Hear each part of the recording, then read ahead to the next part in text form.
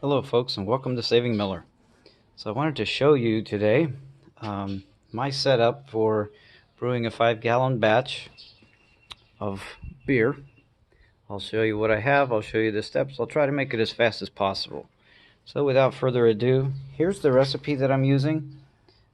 This is a recipe that I've developed a little bit. I've made it several times. I've made some changes. Hopefully you can see the ingredients list there. And the steps I like to do an infusion. I just think the beer comes out better that way. You can see some of the temperatures. This recipe is available online on Brewer's Friend if you look for Saving Miller. Here's the grain. You already saw what that is. There's my hops ready to go. Sanitizer, very important. I am using filtered water. There's nothing special about the water. For the time being, I've just been using filtered water like that because I think it simplifies the steps. Sanitizer water ready. Got the propane burner there. So the way that I have this set up, go around to this side so you can see it better. I've got this set up for a gravity flow system. So the hot liquor tank basically makes hot water. I've got it heated up already. Getting ready to mash in here shortly. What I have for the mash tun, oh, good story about this. So I was looking for some fittings for the valve right there, and I went to the hardware store, and the poor guy was trying to help me, and I thought I would see what happens. So he asked, what are these fittings for? And I told him a mash tun. There was a long silence. No questions. He just kept looking for a washer. I enjoyed that a lot. So what I have here is a copper manifold in the bottom. You can see it there. And then a false bottom there. This setup has been fine-tuned a little bit as well. This is a fairly large cooler here, ice chest. I don't know exactly how many quarts it is, but I can easily get, what do I have today, 15 or 16 pounds of grain. I can easily get that in, and it works quite well. So then the drain there is hooked up to the manifold. Here's the brew kettle, ready to go. So I'll go ahead and mash in now, and then give you an idea of what that's like. So now I'm going to start adding more grain to the water.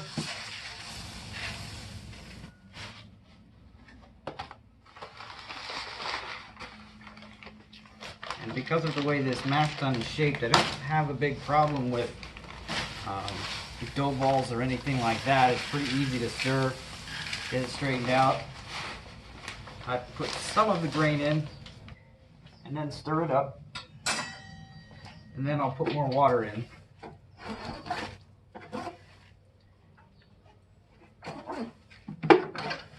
And in this step, I'm going to put as little water in as possible since the water is higher than than the infusion temperature target of 130.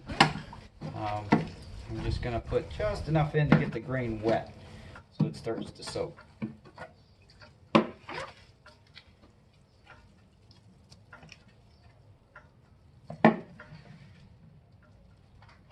And the smell that comes out of here is always amazing.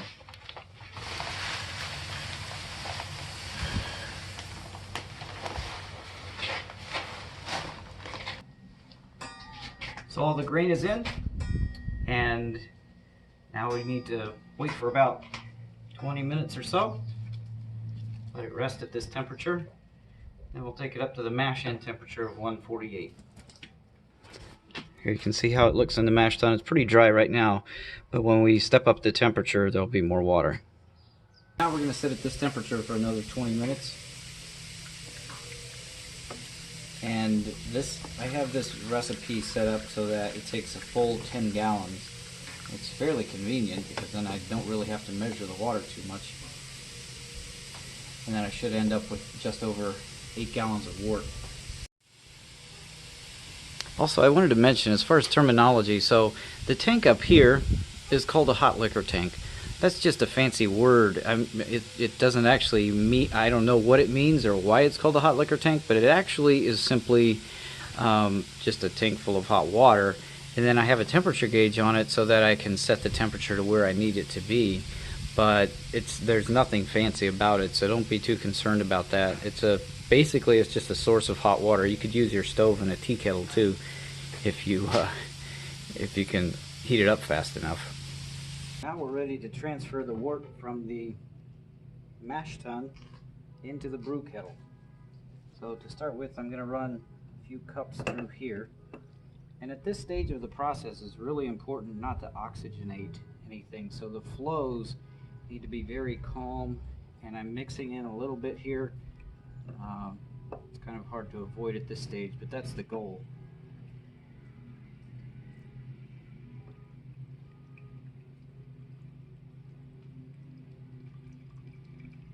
Some of you would appreciate this. This is an FM approved valve. Much better than the last one I had.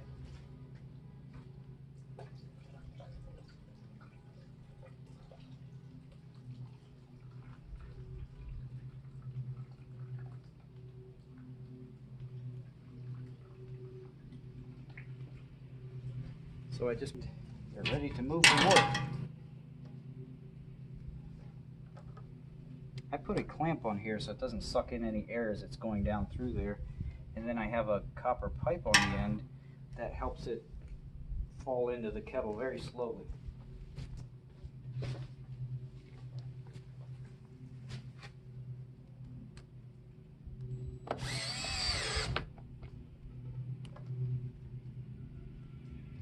So a lot of the temperatures and things are really important, but they vary a lot from recipe to recipe. So you may find that a given temperature that I mentioned might not apply to a recipe that you look at.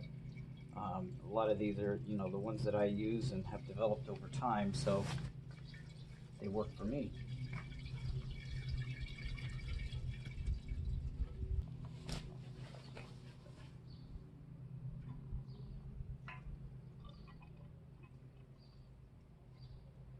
And once again, while I'm taking this sample, it's important to not let it oxygenate. And there's going to be a big temperature correction on this one, so now we are getting close to a boil there, so I'm going to have to keep an eye on that because we're really close. I want to try to avoid a boil over if I can. But I wanted to show you this. So probably one of the most annoying parts of home brewing is the cleaning. So now I've got to get rid of all this spent grain here, or brewer's mash.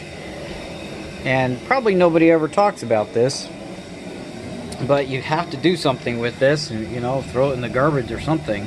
I'm actually going to compost it. I think that's the best way to go. Now I've got to go and take care of the boil here. So it's coming up, and you can do a couple of things. You can try to turn the gas down. That's or turn the heat down so it's not heating up quite so quickly. Usually, if I catch it early enough, I can actually just stir it, and it'll be fine. But this time, it's not going to work. So I turn the gas down a little bit. So this is definitely something you want to avoid. It's a real nuisance. It goes down into the burner there and it smells bad for a while. So now we have to boil for 90 minutes, maybe just a bit longer based on the original gravity. I did recalculate that, so I'm at 1.043. or 0.044, so that's okay. And then we'll see if we can get to our target of 1.069. So now that we've been boiling for 30 minutes, I'm going to add some hops. I just got this basket. This particular beer requires a lot of hops. This thing is huge, so I think this will work well. We've got some Centennial pellet hops, so we will put these in here, and then we've got a couple more additions in the near future. These things smell amazing, by the way.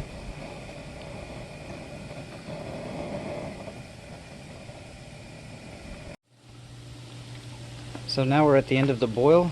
We got to pull the hops basket out and put the wort chiller in it and get the wort cooled down. So from this point on, it's going to be absolutely critical that everything that touches the beer or the wort is properly sanitized. I sanitize everything beforehand as well, but this is the point where it's actually critical. Everything has been sanitized by heat as well, or sterilized, but from this point I'm going to use the sanitizer for everything, including my hands.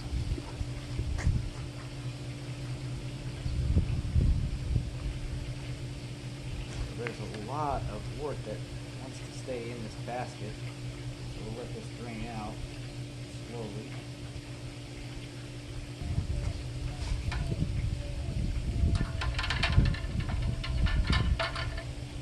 So because I am outside, I'm going to put a lid on here just to keep things from falling in. The second stage of cooling. So originally, in the first stage, I used tap water, but it doesn't get that cold, and it certainly doesn't get the temperature down quickly enough. And so I actually put ice in what used to be the hot liquor tank. I guess it's a cold liquor tank now, and I use that with a little pump in there to pump it through there. That actually works fairly well for me and cools it down pretty quickly.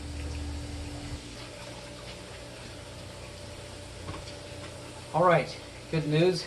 This is no small feat to get boiling wort down to 72 degrees on a 75 degrees on a 105 degree day, but we got it there.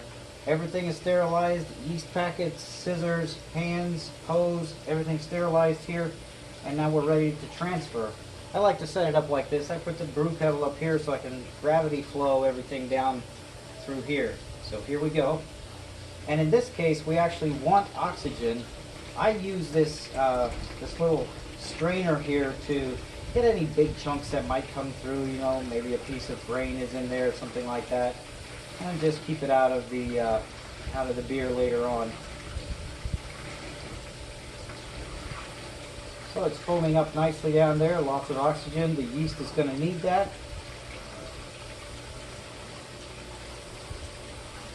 And at this point I'm going to pause. I'm using a dry yeast this time. This is this particular yeast, the US-05, doesn't really add a lot of flavor. It's a good yeast for ale, which is what I'm making today.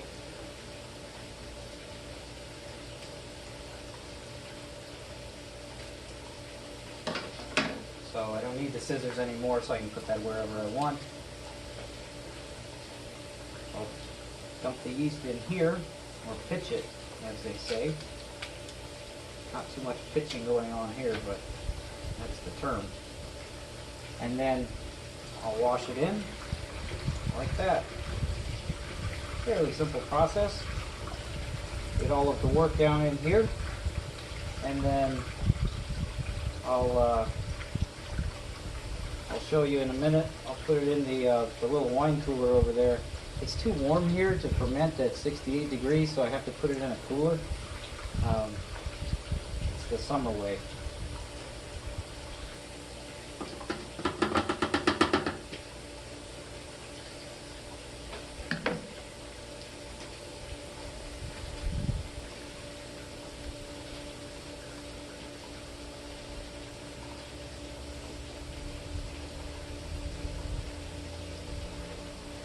The airlock is sanitized, ready to go.